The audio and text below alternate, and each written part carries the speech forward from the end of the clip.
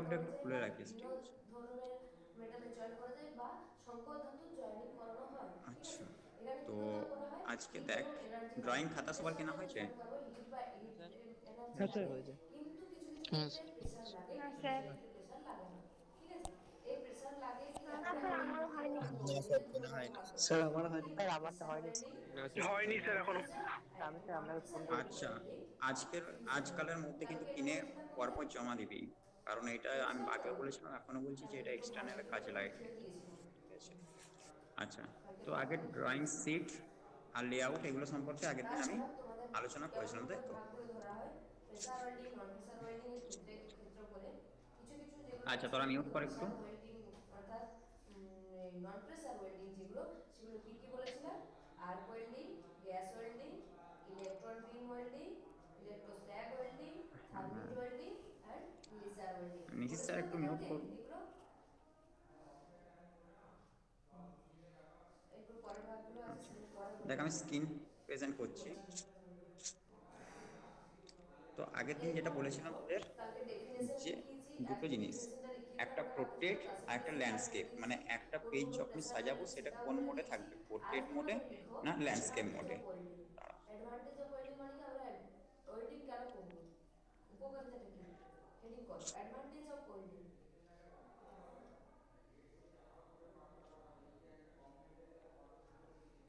Portrait মোডে না landscape মোডে, ঠিক আছে? এ ডি যদি এ এন টি পোর্ট্রেট মোডে ই থাকে ই এস, তাহলে কি হবে, অ্যাডভান্টেজ এই অফ জিনিসটা ওয়েল্ডিং। আমরা যেটা বলি লম্বালম্বি হবে, একটা পেজ লম্বালম্বি ভাবে প্লেসমেন্ট হবে। আর যদি ল্যান্ডস্কেপ মোডে হয় তাহলে কি, সেটা অ্যাডভান্টেজ এ আমরা ডি বাংলাতে যেটা ই বলি যে এন আড়াআড়ি এন হবে। টি তো আমরা এস, দেখবি মোবাইল স্ক্রিনেও যখন আমরা অ্যাডভান্টেজ স্ক্রিন প্রেজেন্ট করি বা ফটো তুলি তখন দুটো মোড হয়, একটা মানে পেজের সাইজ একই বাট মোডগুলো বিভিন্ন, পোর্ট্রেট অফ আর ল্যান্ডস্কেপ। ওয়েল্ডিং। এটা আশা করি সবার বোঝা হয়ে গেছে, তাই তো? হ্যাঁ অ্যাডভান্টেজ স্যার। Of welding. হ্যাঁ। হ্যাঁ স্যার।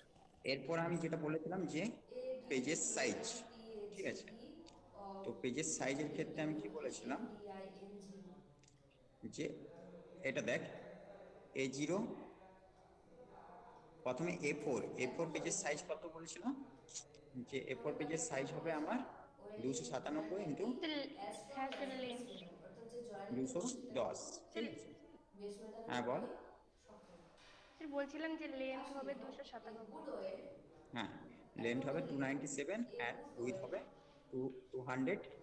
এবার ক্যাপিটাল ফার্স্ট এরপর এটা কিভাবে করতে বলেছিলাম, ক্যাপিটাল লিখবে, যে যেটা এ আমার ই আছে গুড ওয়েল, জি ডব্লিউ সেটা ই গুড এটা ওয়েল, ডবল হয়ে যাবে। ডব্লিউ A4 ই থেকে যখন এন A3 ই তে যাচ্ছি তখন আমার যেটা এর ইজ উইথ থাকছে সেটা ডবল অ্যাজ হয়ে টু, অ্যাজ মানে স্ট্রং 210 ইন্টু ওয়েল, 2 করলে ডব্লিউ কত ই হচ্ছে, এন এটা জয়েন্ট, অর্থাৎ এটা 410, joint, W E N D well sir 20। 410। Is sir 420। হ্যাঁ, স্যার 420, তাহলে এটা দেখ অ্যাজ 420। স্ট্রং আর এই পোর্শনটা যেটা আমার বেশি থাকবে সেটা কনস্ট্যান্ট হয়ে যাবে, 297 এর হয়ে যাবে। ঠিক একই প্রসেসে A3 থেকে যখন A2 তে যাব, 420টা যেহেতু বড় আছে সেই জন্য 420 রয়ে যাবে, আর 297টাকে তাকে ডবল করে দিলে হচ্ছে আমার 594। এই প্রসেসে আমার A4 থেকে A0 পেজের সাইজ পর্যন্ত আমরা যেতে পারি, ঠিক আছে? শুধু একটা জিনিস মনে রাখবি, যখন A1টাতে আসবো এখানে হিসাব মতো 400, এই সরি 840 হওয়া উচিত, বাট এখানে আমার হচ্ছে 841। আর সেম মানে A1 আর A0 লেন্থটা একটু মনে রাখবি, সেম এটার ক্ষেত্রেও হবে আমার 1118 হওয়া উচিত, তার জায়গায় 1 mm বেড়ে যাচ্ছে, 1189 হয়ে যাবে, ঠিক আছে? তো এগুলো কিন্তু সব আমার কোন ইউনিটে, ইউনিটে, মিলিমিটারে, এটা কিন্তু মাথায় রাখিস। আর কোন প্লেসমেন্টে বলা হচ্ছে দেখ, এখানে প্রত্যেকটার ক্ষেত্রে লেন্থ বড় উইথ ছোট, সেটা আমরা দেখতে পাচ্ছি। প্রত্যেকটা পেজের ক্ষেত্রে লেন্থ বড় উইথ ছোট, তাই তো? হ্যাঁ স্যার। তাহলে এটা Yes, কোন sir. প্লেসমেন্টের কথা বলা হচ্ছে, মানে একটা পেজকে কোন প্লেসমেন্টে রাখলে এই জিনিসটা পাওয়া যেতে পারে, বল? স্যার ল্যান্ডস্কেপ পোর্ট্রেট মোডে। মোডে, ল্যান্ডস্কেপ মডেল। স্যার প্রোটেক্ট মোডে। স্যার স্যার প্রোটেক্ট মোডে। প্রোটেক্ট মোডে। আবার এখনো তোদের কনসেপ্টটা ক্লিয়ার হয়নি। লেন্থ কোন মোডে বাড়লে, মানে কোনটা লেন্থ বলবো আমি, সেই যে যে মাপটা বড় থাকবে এটা লেন্থ হবে না, এটা লেন্থ হবে। লম্বাটা উপর নিচটা স্যার দৈর্ঘ্যটা স্যার দৈর্ঘ্য দৈর্ঘ্য এটাকে আমি লেন্থ বলবো না ওয়াইটাকে লেন্থ বলবো? এক্সটাকে আমি লেন্থ। হ্যাঁ, তাহলে লেন্থ কোন কোন মোডের ক্ষেত্রে লেন্থ আমার বড় হবে? ল্যান্ডস্কেপ মোডের ক্ষেত্রে লেন্থটা বড় হবে। বোঝা গেছে? তাহলে এই যে আমার চারটা দেওয়া আছে যেটা তোদেরকে পাঠিয়েছিলাম, এটা সব কিন্তু আমার পুরোটাই ল্যান্ডস্কেপ মোডে থাকবে। ঠিক আছে, এটা মাথায় রাখবে। ইনবক্সটা দেখতে পাচ্ছি তো, দেখো। আচ্ছা, এটা হয়ে গেল। এরপরে যেটা আছে যে আমি আগেই কি বলেছিলাম যে ফার্স্ট যেটা হচ্ছে আমাদের জানার দরকার সেটা হচ্ছে যে পেজ আমরা ড্রয়িং করব কিসে? পেজের উপর। এরপর পেজের পর কি দরকার? আমার পেন্সিল দরকার। ঠিক আছে,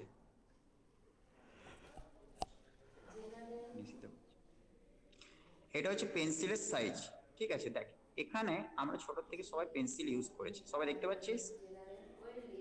হ্যাঁ স্যার পাচ্ছি। হ্যাঁ স্যার স্যার তো দেখ পেন্সিলে এখানে কি দেওয়া আছে এটা দেখে আমরা কি বুঝতে পারছি? দেখ পেন্সিলের যে সিসটা হয় বিভিন্ন রকমের হয়, দেখতে পেয়েছিস? কারোর থিকনেস খুব মোটা, কারোর থিকনেস খুব পাতলা। ঠিক আছে, তো এটার উপর ডিপেন্ড করে আমরা কিন্তু পেন্সিলের ভাগ ডিভাইডেশন করতে পারি। তো মনে রাখবি জেনারেলি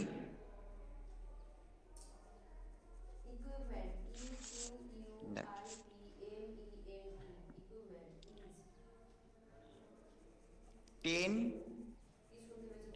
10H থেকে 10B এই মাপের আমরা পেন্সিল মার্কেটে অ্যাভেলেবেল পাই। 10H থেকে 10B বলতে কি বোঝালাম? কারো কিছু আইডিয়া? স্যার 10H মানে স্যার হার্ড তো মানে শক্ত, আর 10B মানে স্যার বেশি ব্ল্যাক ডার্ক কালো ভাগটা বেশি। হ্যাঁ, তাহলে টোটাল কত? তাহলে এক্ষেত্রে দেখ 10H থেকে 10B মানে কতগুলো পেন্সিল আমরা পেতে পারি? বল, কত প্রকারের আমরা পেন্সিল পেতে পারি? স্যার 14 প্রকারের। কি করে হচ্ছে?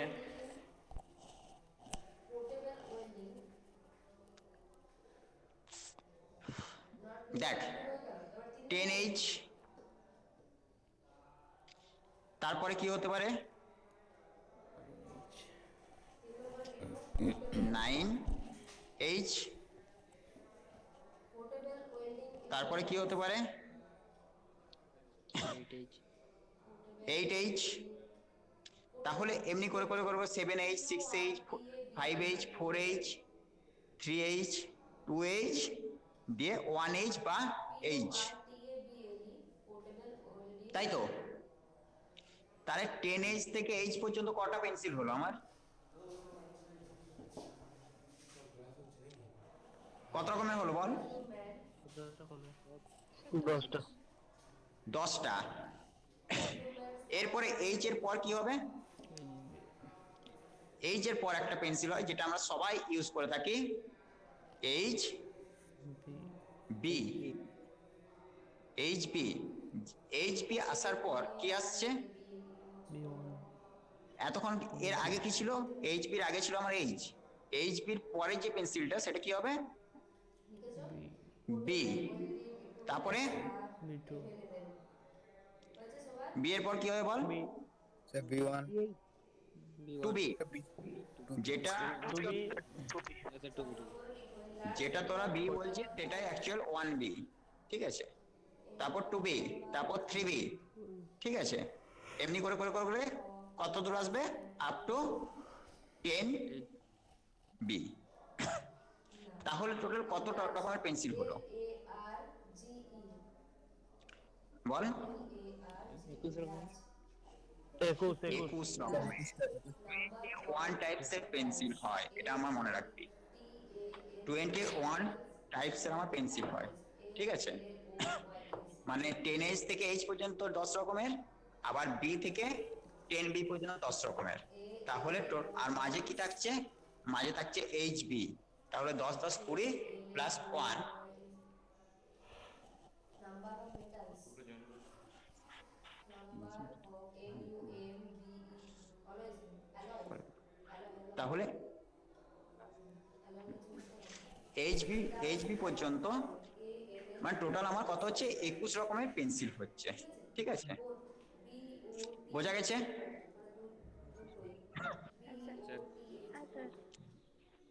হ্যাঁ স্যার।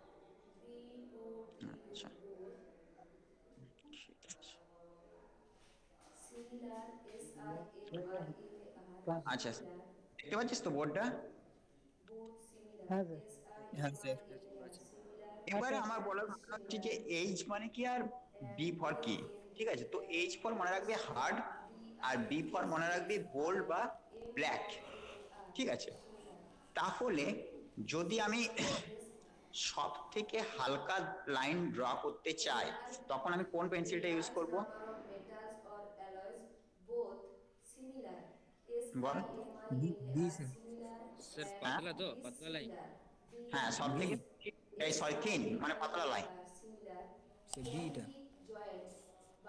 স্যার 8 স্যার 8 আমার কোথা থেকে শুরু হচ্ছে বলতো? স্যার সব থেকে হালকা 10H হবে। হ্যাঁ, 10H থেকে শুরু হয়ে 10B তে সব হচ্ছে, বোঝা গেছে?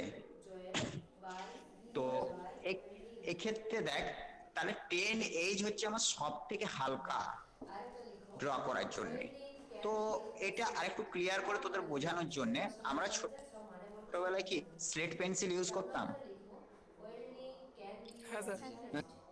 হ্যাঁ স্যার। আর চক ইউজ করতাম। করছি। হ্যাঁ স্যার হ্যাঁ স্যার এবারে বল কোনটা বেশি হার্ড ছিল, চকটা না স্লেটের পেন্সিলটা? Pencil sir selected. পেন্সিলটা স্লেটের পেন্সিলটা বেশি হার্ড ছিল, আর চকটা তুলনামূলকভাবে একটু সফট ছিল, তাই তো? হ্যাঁ স্যার আরেকটা জিনিস বল, ডিপ লাইন ড্র করতে হলে কোনটা আমার ভালো হতো? মোটা লাইন ড্র করতে হলে চকটা না স্লেটের পেন্সিলটা? স্যার চকটা স্যার চকটা চকটা স্যার চকটা। তাহলে এখান থেকে এই কনসেপ্টটা ক্লিয়ার করে নে যে যেটা বেশি আমার সফট, যে পেন্সিলটা আমার যত বেশি সফট সেটা দিয়ে তত বেশি ডিপ লাইন ড্র করা যায়, আর যে পেন্সিলটা যত বেশি হার্ড সেটা দিয়ে তত হালকা মানে খুব পাতলা লাইন ড্র করা যায়। বোঝা গেছে? হ্যাঁ স্যার হ্যাঁ স্যার তাহলে এখানে সব থেকে হার্ড পেন্সিল কোনটা? 10H 10H 10H হচ্ছে আমার সব থেকে হার্ড, হার্ড পেন্সিল। তাহলে 10H দিয়ে সব থেকে কি লাইন টানা যাবে?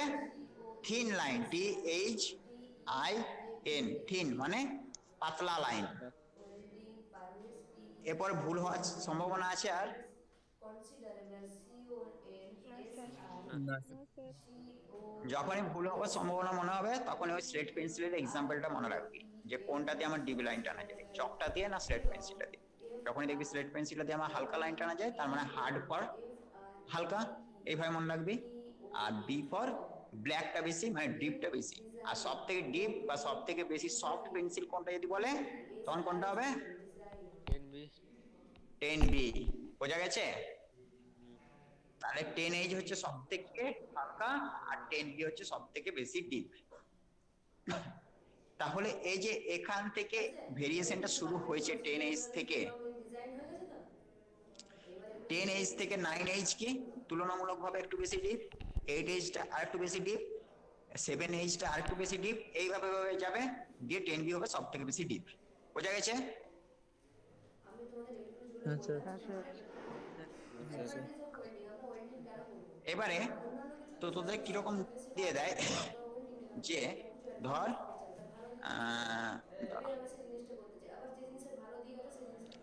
দিল 4B six H welding is as good as strong to as be base metal, অর্থাৎ প্রথম যে মেটালটা আর ছিল, মানে একটা ভালো যদি এইচ ওয়েল্ডিং করতে জানে, মানে যে ওয়েল্ডার বি সে যদি একটু ভালো ওয়েল্ডিং করে, সে ওয়েল্ডিং এইচ এতটাই মজবুত হবে বি, যে আমরা যখন ওয়েল্ডিং এই যে পরেটা বি আছে, ঠিক আছে। বেস মেটাল ভেঙে তো যায়, এই পেন্সিলটাতে মেটালটা তো শক্ত ছিল, একটা যদি সব ভালো থেকে বেশি হালকা থেকে ডিপ এই ক্রমানুসারে সাজাও, কখনোই সেম কিভাবে হবে না, করবি? কিন্তু অ্যাজ অ্যাজ ওটা তুলনা করা যায় যে প্রায় ওর মতনই ভালো sir 6H HB 2B general welding হ্যাঁ, সিক্স এইচ সব থেকে হালকা লাইন, তারপরে একটু ডিপ করতে গেলে এইচ বি, তারপর স্যার এইচবি হ্যাঁ, তারপরে টু বি, টুবি তারপরে তারপর ফোর বি।